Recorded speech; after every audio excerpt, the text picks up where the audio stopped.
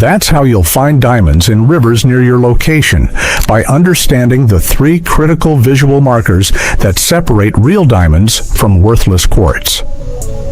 In the next 30 minutes, I'm going to show you the exact diamond hunting method that works in accessible rivers across North America, the telltale signs you should look for before you even step into the water, and the simple home tests that'll confirm whether you found a genuine natural diamond worth hundreds or just another clear pebble. Here's what most people don't know. Diamonds in rivers don't sparkle like jewelry. They look completely different, and that's precisely why beginners walk right past them. Let me show you what experienced prospectors actually search for.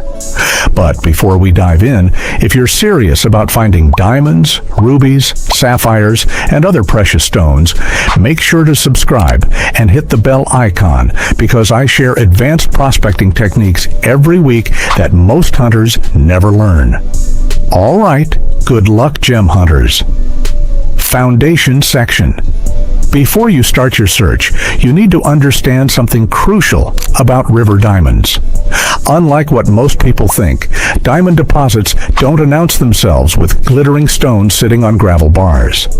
That Hollywood image of sparkling gems catching sunlight? Complete fantasy. Real diamond panning requires you to recognize stones that look greasy, dull, and completely unremarkable to the untrained eye. Here's the reality check. Rivers contain diamonds because geological formations called kimberlite pipes eroded millions of years ago, releasing their precious cargo into ancient waterways. These diamonds traveled downstream, tumbling along riverbeds, getting buried in sediment layers, and waiting for someone who knows exactly what to look for. The challenging part? For every diamond in a diamond-rich river system, there are literally millions of quartz crystals, topaz fragments, and clear zircon pieces that fool beginners every single time. But here's why this matters for you right now. North America has documented diamond-bearing rivers in Arkansas, Montana, Wyoming, Colorado, and even parts of Canada. These aren't restricted mining operations. They're accessible waterways where gemstone hunting is completely legal for recreational prospectors. The Crater of Diamonds in Arkansas sits on an ancient kimberlite pipe, but that same geological event scattered diamonds into nearby rivers and streams. Montana's Missouri River system? Diamonds have been documented there since the gold rush era. The truth about diamond mining techniques in rivers is this. Success comes from understanding weight, luster, and crystal structure, not from hoping you'll spot something sparkly. Professional prospectors spend hours processing material that looks completely worthless to everyone else because they've trained their eyes to recognize the specific characteristics that matter. Let me manage your expectations right now. You're not going to find a 5-carat engagement ring diamond on your first trip. Most river diamonds are small. We're talking 1 to 3 millimeters in diameter. But here's the exciting part. Even small natural diamonds have significant value to collectors, jewelers, and mineral enthusiasts. A half-carat rough diamond from a river can sell for $200 to $500, and the thrill of finding one, that's worth more than money. What you'll encounter in rivers are diamonds that look like tiny glass pebbles with a greasy surface appearance. They feel heavier than they should for their size. They have specific crystal shapes, usually octahedrons or distorted cubes, that once you learn to recognize, become impossible to miss.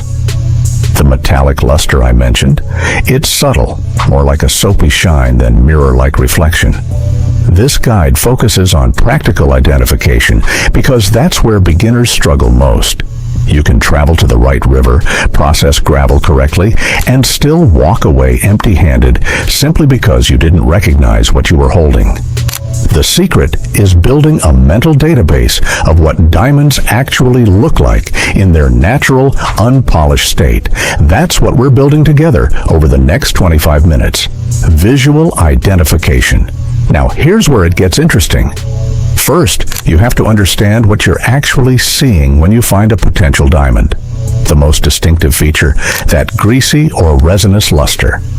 Pick up any clear stone from a river, and if it looks like someone rubbed oil on its surface, you've got a candidate worth closer examination. Natural diamonds in rivers display what geologists call an adamantine luster when clean, but after tumbling in water and sediment for millennia, they develop this characteristic greasy appearance. Hold the stone up to light. Does it seem to resist getting wet? Does water beat up on its surface rather than spreading evenly? That's your first confirmation signal. Let's talk about color, because this trips up everyone. While most people imagine clear diamonds, river diamonds often appear pale yellow, brown, or even slightly gray. Completely colorless diamonds are rare finds. What you're looking for instead is transparency, the ability to see light passing through the stone, even if it's tinted. Here's the comparison that matters. Quartz, your most common imposter, has a glassy luster. It looks shiny and reflective. Diamonds look slippery and oily. Quartz also has conchoidal fracture patterns, those smooth, curved breaks like you see in glass. Diamonds have cleavage planes that create flat, angular breaks following their crystal structure. Crystal shape is your second major identifier. Diamonds naturally form in the isometric crystal system, which means you'll find octahedrons, two pyramids base to base, or cube-like formations. Sometimes river tumbling rounds them into irregular shapes, but look for flat triangular faces or squared edges. Random, completely rounded pebbles with no geometric faces? Probably not diamonds. Weight is your third visual, or rather tactile, confirmation. All you have to do is compare your suspect stone to a similar-sized piece of quartz. Diamonds have a specific gravity of 3.52, while quartz sits at 2.65. That difference is noticeable. Your potential diamond should feel substantially heavier than you expect. This density test works even with tiny stones because your brain quickly learns to detect that extra weight. Location strategy. But does that mean you can find these gems anywhere with the right identification skills? Absolutely not. Location strategy separates successful diamond hunters from people who waste weekends searching barren rivers. Here's what professional prospectors know. Diamonds reach rivers through specific geological processes. You need volcanic source rocks, primarily kimberlite or lamproite pipes, upstream from your search location. These pipes are the Earth's delivery system, bringing diamonds from deep in the mantle to the surface through volcanic eruptions. When these formations erode over millions of years, they release their diamond cargo into watersheds. The crater of Diamond State Park in Arkansas sits directly on a kimberlite pipe, but that's not where I want you to focus. Instead, look at the rivers and creeks flowing away from that area. The Prairie Creek area, for instance, has produced river diamonds for decades. Why? Because erosion constantly moves material downstream from the primary source. In Montana, the Missouri River system contains diamonds traced back to kimberlite sources in the Montana-Wyoming border region. The key geological indicator? Garnets. When you find pyropate garnets, deep red, small, and abundant, in river gravels, you're in diamond indicator territory. These garnets come from the same kimberlite pipes that host diamonds. Think of them as breadcrumbs leading you to the treasure. Colorado's state line area near the Wyoming border has documented diamond finds in waterways connected to the state line kimberlite district. These aren't massive diamonds, but confirmed finds prove the deposits exist. The geological formation here includes ilmenite, another indicator mineral that signals kimberlite erosion products in the sediment. Now, here's the pattern you're looking for. Gravel bars at river bends, particularly on the inside of curves where current slows and heavy materials drop out of suspension. This is basic placer mining theory, but it applies perfectly to diamond hunting. Water sorts material by weight and size. The heaviest materials, including diamonds with their high specific gravity, concentrate in predictable locations. Look for bedrock traps where the river bottom transitions from loose gravel to solid rock. These natural riffles catch and hold heavy minerals. During low water seasons, these spots become accessible for prospecting. The telltale sign that you found a productive location? Black sand concentrations. These iron-rich sands indicate heavy material accumulation, and where heavy minerals concentrate, diamonds can hide. Ancient river channels, now high and dry above current water levels, offer incredible potential. Geological uplift and river course changes strand these old gravel deposits on terraces. They contain the same material that once flowed through active channels, including any diamonds present during that ancient period. Terraces are often easier to process than active riverbeds because you're not fighting current, and you can use dry processing methods. Practical methods. Wait until you see how simple the actual extraction process can be. Unlike gold panning, which requires careful swirling techniques, diamond panning relies more on screening and visual sorting. Here's the technique that changed everything for me. First, you have to assemble your basic toolkit. You'll need a classifier screen, 1/4-inch mesh works perfectly, a small trowel or garden shovel, a 5-gallon bucket, and a shallow sorting tray with white or light-colored bottom surface. Total investment? Under $25 at any hardware store. You don't need specialized mining equipment. Start by selecting your sampling location. Remember those gravel bars and bedrock traps we discussed? Fill your bucket with material from these high-probability zones. Focus on the layer just above bedrock if you can reach it. That's where the heaviest materials settle.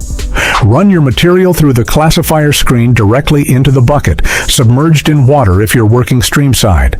This removes oversized rocks and organic debris. What passes through the 1/4-inch mesh is your concentrate. This is what you'll examine closely.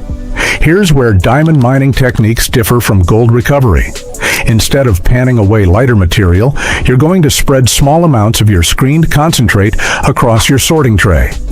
Add just enough water to cover the material with a thin film. This lets you see shapes and transparency more clearly. Now, the real work begins. Visual sorting. Work in natural sunlight if possible. It's the best light source for identifying that characteristic greasy luster. Pick through your concentrate systematically, checking every clear or translucent stone.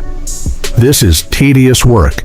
You might examine 200 stones before finding one potential diamond. That's normal. Look for those geometric crystal shapes, octahedrons, cubes, or stones with flat triangular faces. Check for the greasy surface appearance. Feel the weight.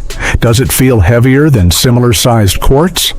When you find a candidate, place it in a separate container. Don't make final determinations in the field. Collect anything suspicious for proper testing at home. All you have to do is repeat this process systematically across your chosen location. Process 5-gallon bucket loads, examining each carefully.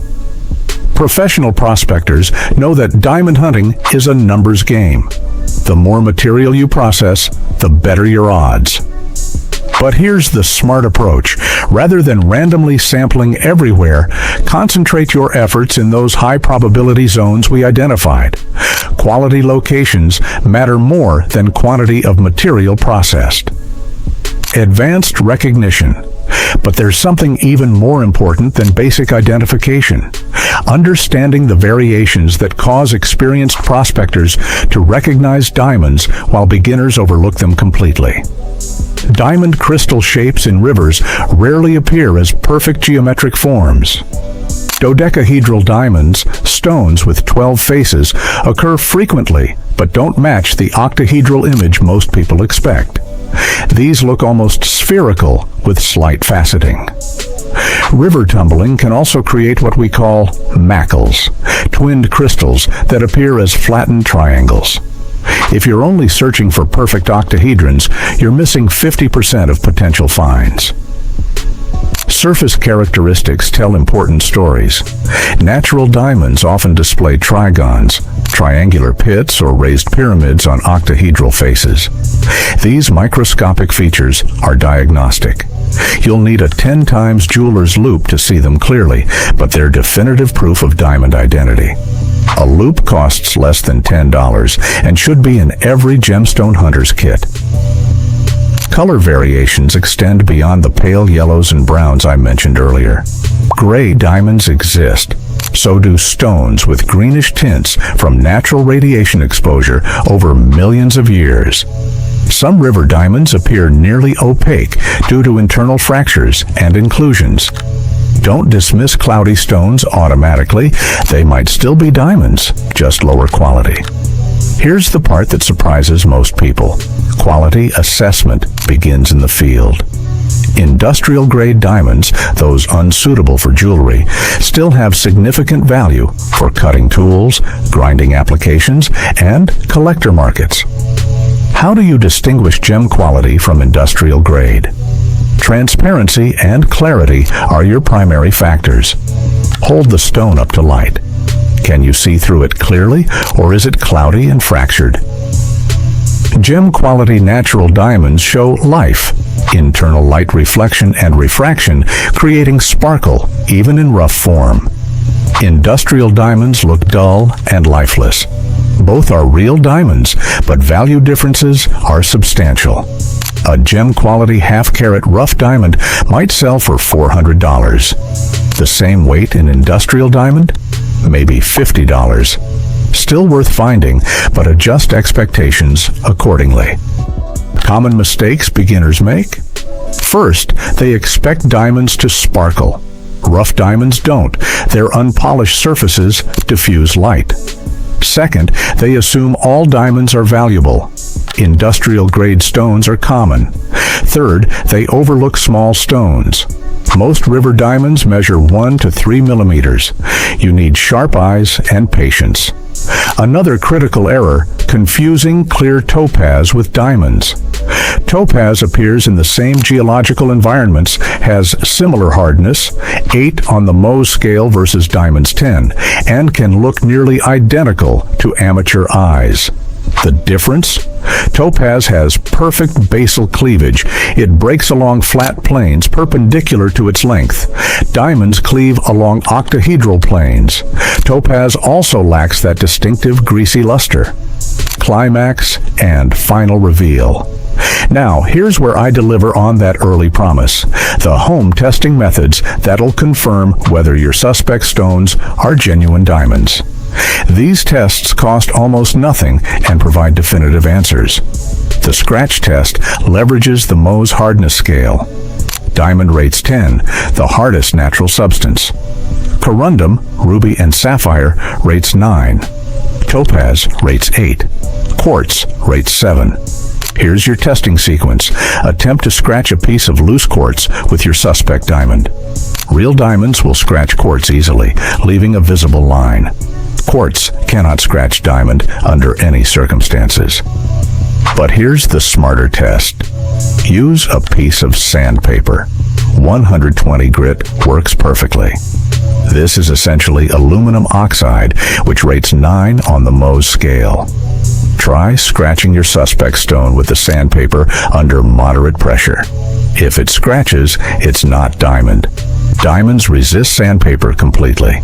This test costs nothing and eliminates quartz, topaz, and most other diamond lookalikes instantly. The water drop test exploits diamond's hydrophobic nature. Place a single drop of water on the flat surface of your cleaned, dry stone. On diamond, the water forms a cohesive dome that sits high on the surface. The drop maintains its shape without spreading. On quartz or glass, water spreads and flattens. This happens because diamond's unique molecular structure repels water more effectively than similar-looking stones. Here's the fog test.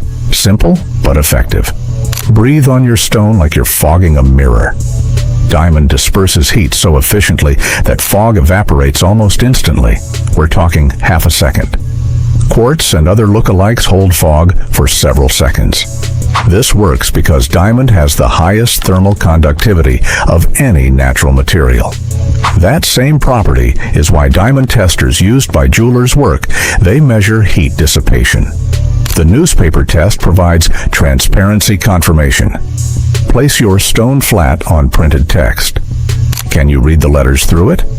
Diamonds have extremely high refractive index, 2.42, which bends light dramatically. You cannot read text through a diamond. It distorts completely. With quartz or glass, letters might appear blurry but remain recognizable. This isn't a definitive test alone, but combined with others, it builds your confidence. Now let me show you the UV light test. This one's fascinating. Diamonds often fluoresce under long-wave ultraviolet light. A UV flashlight costs $15 online. Shine it on your suspect diamond in a dark room.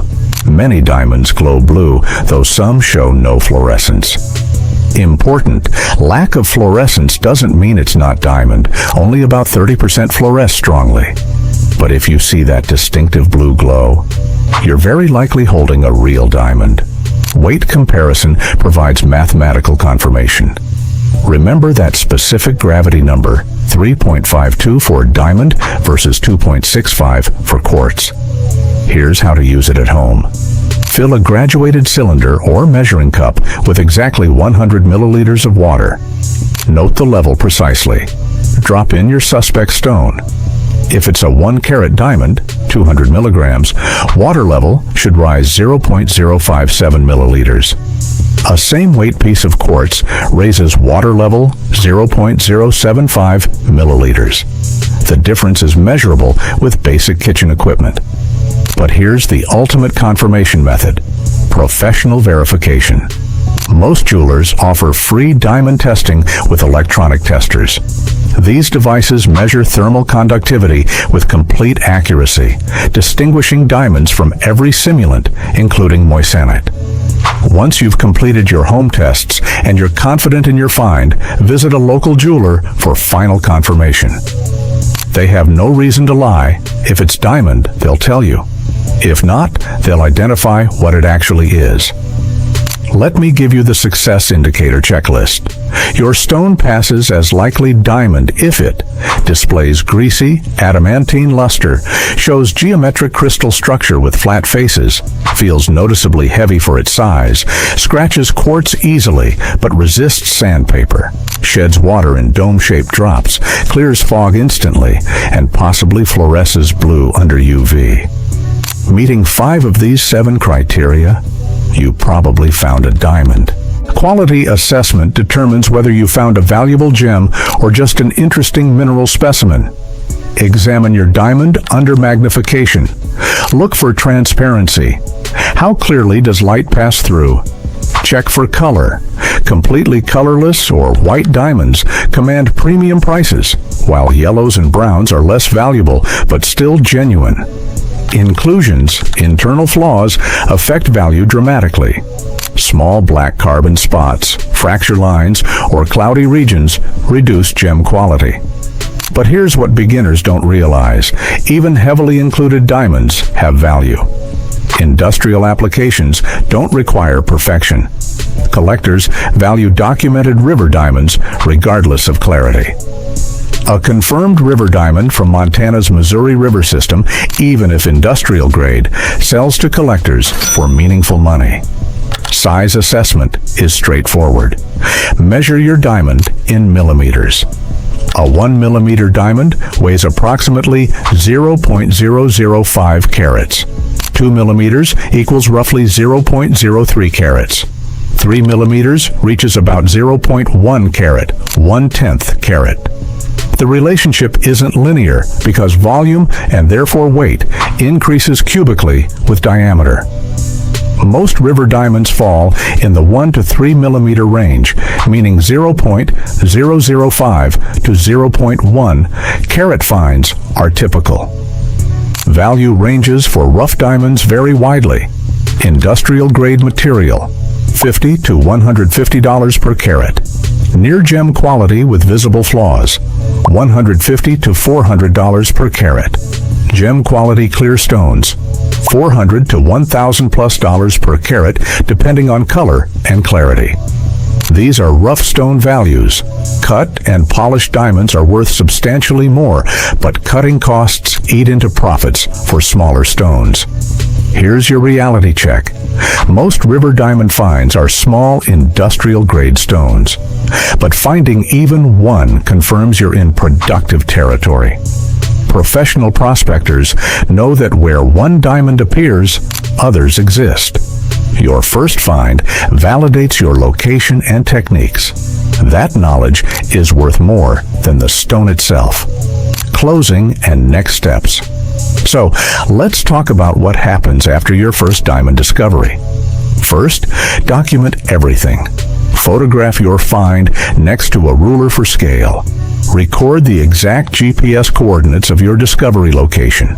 Note the date, weather conditions, water level, anything that might help you replicate success. This documentation builds your personal database of productive locations. Return to successful locations repeatedly. Diamond deposits don't deplete quickly in natural settings. Rivers constantly rework sediment, exposing new material with each flood cycle. A gravel bar that produced one diamond likely contains dozens more waiting for patient prospectors who know what they're seeking. Expand your search systematically. If you found a diamond at one river bend, check similar formations upstream and downstream. Diamonds travel in predictable patterns based on current strength, water volume, and seasonal flooding. Map productive zones. Professional prospectors maintain detailed records of every find, building comprehensive understanding of their territory over years of searching. It's not easy, but it's definitely possible. The challenging part isn't the physical work. It's maintaining focus while examining thousands of stones. Your eyes will tire, your back will ache from bending over sorting trays. But experienced prospectors push through because they understand the mathematics. Every stone examined increases your cumulative odds of success. Here's what you should do next.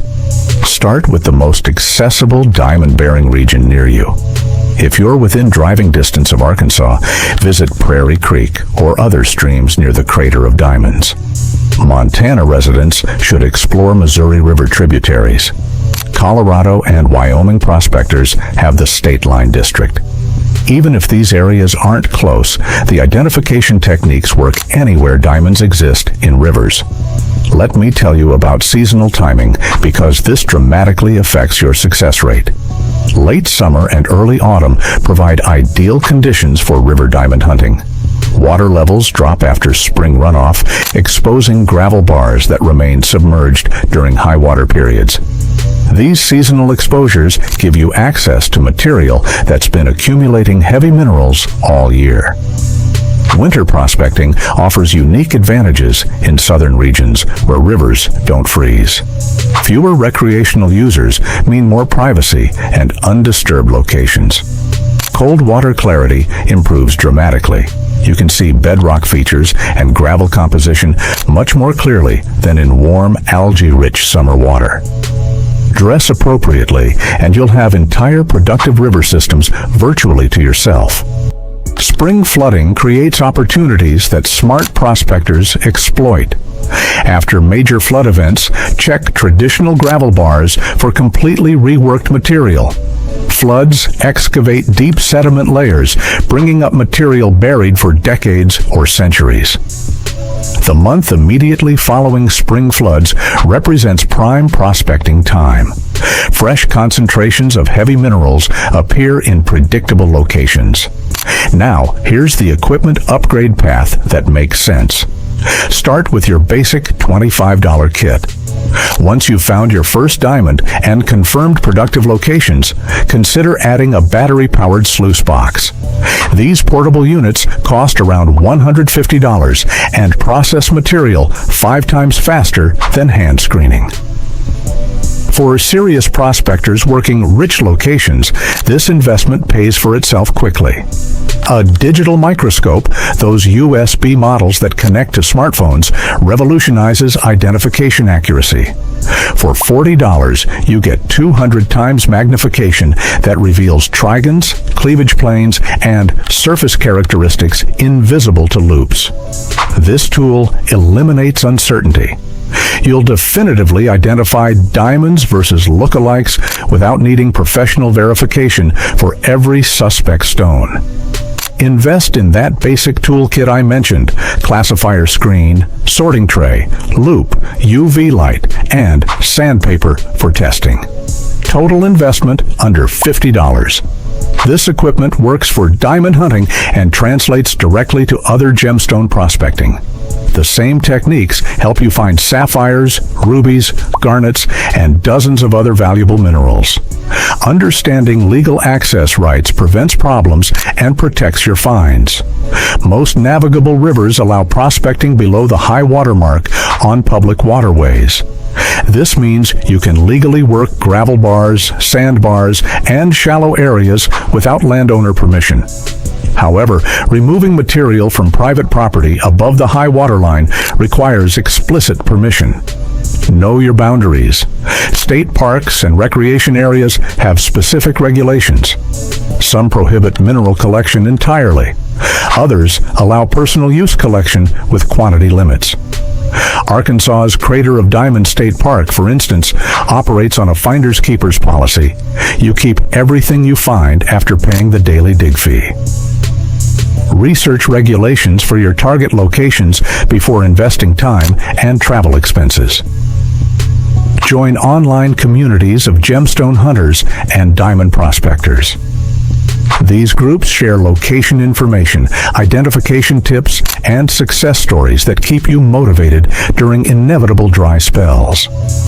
The knowledge concentration in these communities is incredible. Decades of combined experience freely shared. Facebook groups, Reddit communities, and specialized forums connect you with experienced prospectors willing to mentor beginners. The Arkansas Diamond Hunters group on Facebook has over 12,000 members actively sharing finds and techniques. Montana Mineral Prospectors maintain detailed maps of productive public access locations. These communities provide real-time information about current conditions, recent finds, and emerging opportunities that books and videos can't match. Remember this: professional miners and major diamond companies focus on high-volume deposits where industrial equipment makes economic sense. They're not working these river systems because individual stones are too scattered for profitable commercial operation. That's your advantage. As a recreational prospector, finding one diamond makes your day. You're playing a completely different game with completely different economics. Let me address the question everyone asks: what if I find something really valuable? A large, high-quality diamond from a documented river location has special appeal to collectors. These command premium prices beyond normal rough diamond values because of their provenance, their documented natural source. A 1-carat river diamond from Montana's Missouri River system might sell for double what the same quality stone from commercial mines brings. Selling options include gem and mineral shows where collectors and dealers actively seek river diamonds. Online marketplaces like eBay reach global audiences, though you'll need professional authentication documentation. Local jewelers sometimes purchase rough diamonds, especially if they do custom work and want unique stones for clients. Estate buyers and mineral dealers provide quick cash sales, though typically at lower prices than direct collector sales. Build relationships with local jewelers even before finding significant stones. Show them your small finds. Explain your prospecting methods. When you eventually recover a valuable piece, you'll have established contacts who trust your material is genuine and legally obtained. This relationship building pays substantial dividends for serious prospectors. Here's the realistic timeline for beginners. Expect to spend 3 to 5 full days processing material before finding your first confirmed diamond. That's if you're working documented diamond-bearing rivers with proper techniques.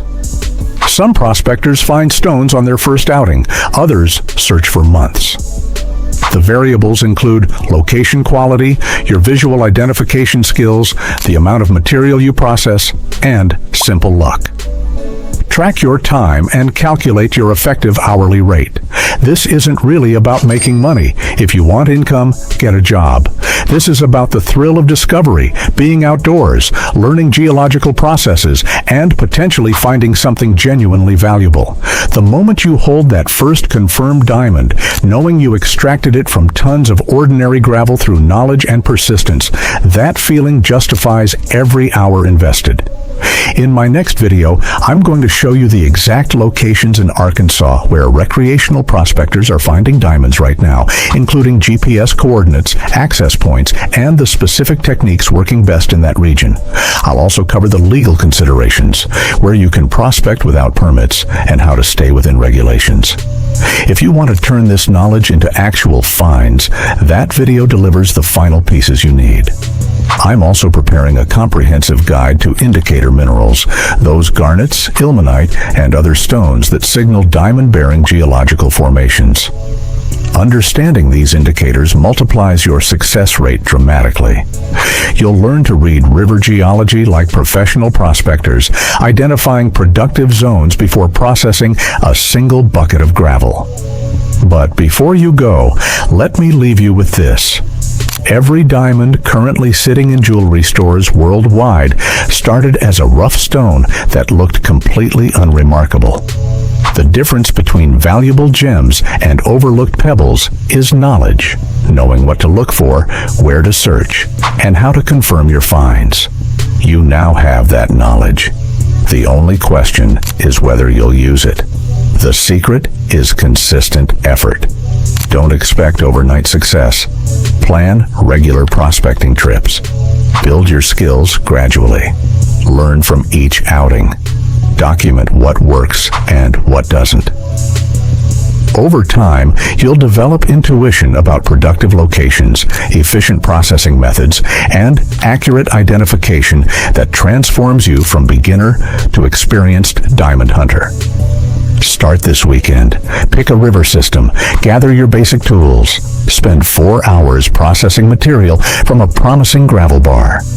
Even if you don't find diamonds immediately, you'll gain hands-on experience that makes everything in this video click into place. Theoretical knowledge becomes practical skill only through direct application. Hit that subscribe button so you don't miss the location-specific follow-up video. Drop a comment telling me which river system you're planning to search first. And if you found this information valuable, share it with someone who'd love to try diamond hunting with you. Having a prospecting partner makes the searching process more enjoyable and gives you someone to celebrate with when you find that first genuine river diamond. Now get out there and start looking. That's how you'll find diamonds in rivers near you.